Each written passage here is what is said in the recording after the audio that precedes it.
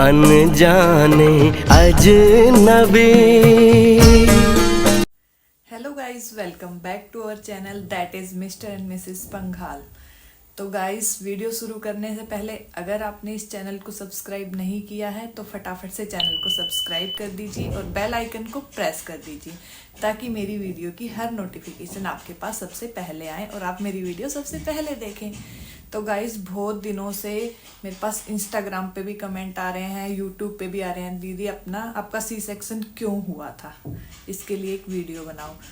तो मेरा C section क्यों हुआ, ये सब आज आपको इस वीडियो के अंदर देखने को मिलेगा। तो गाइज, वैसे तो हर कोई चाहता है कि उसकी नॉर्मल डिलीवरी हो, सी सेक्शन ना हो। सी सेक्शन में काफ़ी कॉम्प्लिकेशंस आते हैं as compare to normal delivery. Normal is normal, वैसे भी बोला जाता है ना, नॉर्मल कोई चीज़ हो जाए तो वो तो बहुत ही अच्छी बात है, और कोई चीज़ कॉम्प्लिकेशन से हो तो फिर कॉम्प्लिकेटेड ही होती है। तो गाइज़, मेरी डिलीवरी सी सेक्शन हुई थी। सबसे पहले तो मैं आपको ये बता देती हूँ, काफ़ी लोग कंफ्यूज थे कि मेरी डिलीवरी नॉर्मल हुई है या सी सेक्शन हुई है। तो मेरी डिलीवरी सी सेक्शन हुई थी। क्यों हुई थी गाइज़? कुछ कॉम्प्लिकेशन आ गए थे अचानक से मेरी प्रेगनेंसी में, इसलिए डॉक्टर ने एकदम से बोला कि अब तो हमें डिलीवरी सी सेक्शन ही करनी पड़ेगी। पहले चांस थे नॉर्मल के, बट अभी सी सेक्शन। तो गाइज, वैसे तो मेरी प्रेगनेंसी जर्नी बहुत ही ब्यूटीफुल रही थी, लेकिन 8th मंथ में कुछ प्रॉब्लम्स आ गई थी, जिसकी वजह से डॉक्टर ने मुझे बोला कि अभी आपका सी सेक्शन करना पड़ेगा। और वो कॉम्प्लिकेशंस क्या थी? पहले तो 8th मंथ में मुझे अचानक से फॉल्स लेबर पेन स्टार्ट हो गए थे, जिस वजह से मुझे हॉस्पिटल में एडमिट होना पड़ा। तो डॉक्टर ने बोला कि हो सकता है आपकी डिलीवरी आज ही करनी पड़े, लेकिन भगवान की दया से आप सब लोगों ने प्रे किया था, इस वजह से मेरी डिलीवरी 8th मंथ में नहीं हुई। और डॉक्टर ने मुझे कुछ दवाइयाँ दी थी, जिसकी वजह से मतलब मेरा जो labour pain, false labour pain जिसको बोलते हैं, वो रुक गया था और मेरी जो प्रेगनेंसी टाइम था वो आगे बढ़ा दिया डॉक्टर ने। तो इस वजह से मेरा 8th मंथ बहुत ही हाई रिस्क वाला था। वैसे तो मेरी पूरी प्रेगनेंसी हाई रिस्क थी, लेकिन 8th मंथ बहुत ही ख़राब गया था मेरा। तो फॉल्स लेबर पेन की वजह से मेरी डिलीवरी भी करनी पड़ सकती थी, लेकिन मैं बच गई 8th मंथ में डिलीवरी होने से। बाकी एक चीज़ थी जो प्रिक्सित के अंदर बहुत अच्छी थी कि प्रिक्सित का जो ब्लड फ्लो था वो बहुत अच्छा था। हर बार हर रिपोर्ट में डॉक्टर एक ही चीज़ देखता था कि बच्चे का ब्लड फ्लो नहीं रुकना चाहिए, उसका ब्लड फ्लो है वो बहुत अच्छे से था, और हर बार मतलब अच्छा था बहुत ही। इस चीज़ की मुझे बहुत खुशी भी है। तो फिर मैं डॉक्टर के पास गई अल्ट्रासाउंड की रिपोर्ट लेके, तो डॉक्टर ने देखा वाटर लेवल ठीक है, मतलब मैंने मेंटेन किया हुआ है। तो फिर मैंने बोला अब तो मेरी नॉर्मल डिलीवरी हो जाएगी।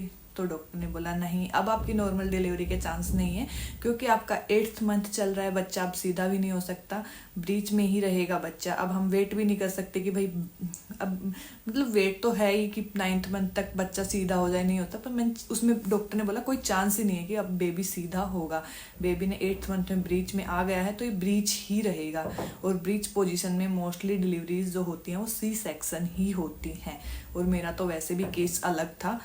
तो मेरा सी सेक्शन डॉक्टर ने बोल दिया, तो मुझे बहुत डर लग गया, बहुत घबराहट हो रही थी, क्योंकि मैं जो यूट्यूब पे वीडियोस देखती हूँ, और जैसे गूगल किया मैंने, सी सेक्शन डिलीवरी बहुत ख़तरनाक होती है, बहुत कॉम्प्लिकेशंस आती हैं, बहुत प्रॉब्लम होती है, ना खड़ा रह जाता, पैर टूट जाते हैं, मतलब एक हैंडीकैप वाली बात आ जाती है, उस टाइप के मैंने पढ़े थे सी सेक्शन के लिए।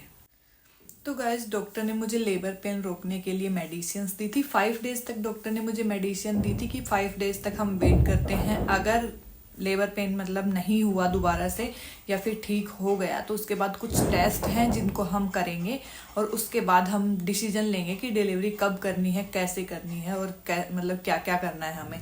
तो मुझे 5 दिन तक मैंने कंटिन्यू दवाई ली, मेरी सब कुछ ठीक हो गया, जो लेबर पेन था वो भी रुक गया, धीरे धीरे मतलब रुक गया।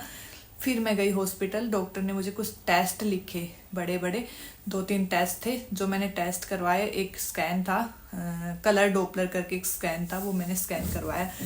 तो अब 8th मंथ में जो लेबर पेन थे वो तो रुक गए, लेकिन एक और प्रॉब्लम सामने आके खड़ी हो गई, वो था एम्यूनेटिक फ्लूइड, जो मेरा कम हो गया। मतलब कम नहीं बोल सकते, लेकिन एक बॉर्डर लाइन पे था, हो सकता है वो कम भी चला जाए। तो डरने वाली बात तो थी ही, क्योंकि डॉक्टर कभी रिस्क नहीं लेते अपने पेशेंट के साथ।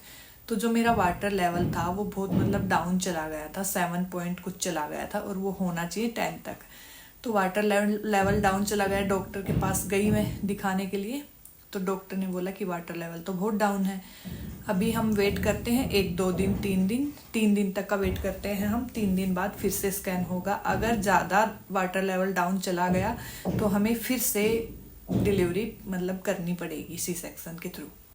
तो 3 दिन थे वो, मतलब 8th मंथ के बाद मैंने ऐसे प्रेगनेंसी को ऐसे निकाला था। आज 5 दिन की दवाई, आज 3 दिन नेक्स्ट 3 दिन, ऐसे मुझे वेट करना पड़ा था। 3 दिन के बाद मैं फिर हॉस्पिटल में गई। डॉक्टर ने मुझे कुछ सैसे दिए थे और डॉक्टर ने बोला 5 से 6 लीटर डेली आपको पानी पीना है। तो मैंने मतलब पूरा डॉक्टर ने जो बोला पूरे रूल्स को फॉलो किया। 6 लीटर पानी डे एंड जो सैसे दिए थे वो भी पिए। 3 दिन बाद मैं हॉस्पिटल गई, तो जो मेरा फिर से एक कलर डॉपलर डॉक्टर ने लिखा था, तो कलर डॉपलर जब मैं करवाने गई तो एक और नई प्रॉब्लम सामने आ गई थी।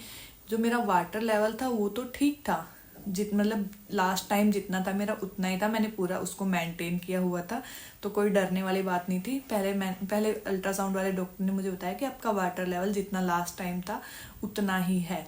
तो मैं बहुत खुश हो गई थी उस टाइम पे कि चलो मतलब 3 दिन निकाले, हो सकता है डॉक्टर 8th मंथ को निकाल दे। तो वो सब कुछ ठीक था, लेकिन पूरा जब स्कैन धीरे धीरे होता है ना, तो पूरा स्कैन करते करते प्रेक्सित दिखाई दिया ब्रीच पोजीशन में। अब डॉक्टर ने बोला बेबी तो ब्रीच पोजीशन में है। ब्रीच पोजीशन में तो फिर डिलीवरी के चांस बढ़ ही जाते हैं। सी सेक्शन डिलीवरी के, नॉर्मल डिलीवरी के नहीं होते फिर चांस, क्योंकि पहले ही हाई रिस्क प्रेगनेंसी है और फिर बच्चा ब्रीच पोजीशन में है, फिर मतलब वाटर लेवल भी डाउन जा रहा है। ये सब प्रॉब्लम्स देखने को मिल रही थी अल्ट्रासाउंड में। तो बस 8th मंथ के बाद डॉक्टर ने मुझे कुछ मेडिसिन्स दी थी, जिसकी वजह से मेरा सब कुछ सही चलता गया और मुझे 9 मंथ स्टार्ट हो गया। 9 मंथ स्टार्ट हुआ था तो फिर से डॉक्टर मेरा हर 3 दिन, 5 दिन, 7 दिन ऐसे करके डॉक्टर मेरा कलर डॉपलर कर रहे थे, ताकि मेरा वाटर लेवल डाउन ना जाए। अगर वाटर लेवल डाउन चला जाता तो बच्चे को बहुत प्रॉब्लम हो जाती है। इसलिए डॉक्टर हर तीसरे दिन वो वाटर लेवल चेक कर रही थी मेरा अल्ट्रासाउंड से। वैसे अल्ट्रासाउंड से कोई दिक्कत नहीं होती। आप लोग सोच रहे होगे इतने अल्ट्रासाउंड, ऐसा कोई दिक्कत नहीं है कि बच्चे को अल्ट्रासाउंड से प्रॉब्लम होती है। डॉक्टर ने बोला था उससे कोई प्रॉब्लम नहीं होती आपके बेबी को। तो वाटर लेवल मेरा लास्ट तक मतलब एक पॉइंट लाइन पे ही था, ना ज़्यादा डाउन था ना अप था, जो मीडियम था, कि अच्छा भी नहीं था गलत भी, मतलब बुरा भी नहीं था। एक जो बीच वाला होता है ना, मीडियम, वो वाला था। तो अब सी सेक्शन डिलीवरी तो होनी ही थी, क्योंकि प्रेक्सित ब्रीच पोजीशन में था। तो डॉक्टर ने फाइनल बोल दिया था मुझे कि ब्रीच पोजीशन में है और डिलीवरी सी सेक्शन ही होगी। तो ये सब चीज़ें थी जिसकी वजह से मेरी डिलीवरी सी सेक्शन करनी पड़ी। और मेरी डिलीवरी सी सेक्शन कैसे हुई, क्या हुई, मुझे क्या क्या कॉम्प्लिकेशन आई, अगर आप ये सब जानना चाहते हो तो कमेंट करके बताना। मैं अपनी सी सेक्शन डिलीवरी के रिव्यू शेयर करूँगी कि मेरा कैसा गया सी सेक्शन और मुझे क्या क्या प्रॉब्लम्स आई, क्या क्या मैंने फेस किया।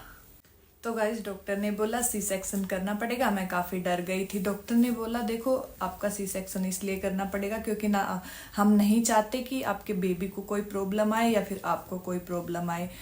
इस वजह से फिर मैंने डॉक्टर को भी हाँ बोल दिया कि ठीक है, बच्चे को कोई प्रॉब्लम नहीं होनी चाहिए, ना मुझे होनी चाहिए, ना बेबी को होनी चाहिए, आप सी सेक्शन कर सकते हो। तो गाइज़ बस आज की वीडियो में इतना ही। अगर आपको वीडियो अच्छी लगी हो तो वीडियो को लाइक करें, शेयर करें और चैनल को सब्सक्राइब करें। और सी सेक्शन की डिलीवरी से बिल्कुल भी ना घबराएं, क्योंकि ये तो जो ऊपर वाले ने जो लिखा है वही होना है। C section normal delivery. अगर आपके पास एक बेबी आ रहा है तो आप सब कुछ भूल जाओगे कि आपकी नॉर्मल हुई है या सी सेक्शन। आप बहुत खुश रहोगे फिर उसके बाद। तो बाय गाइज, बस इतना ही।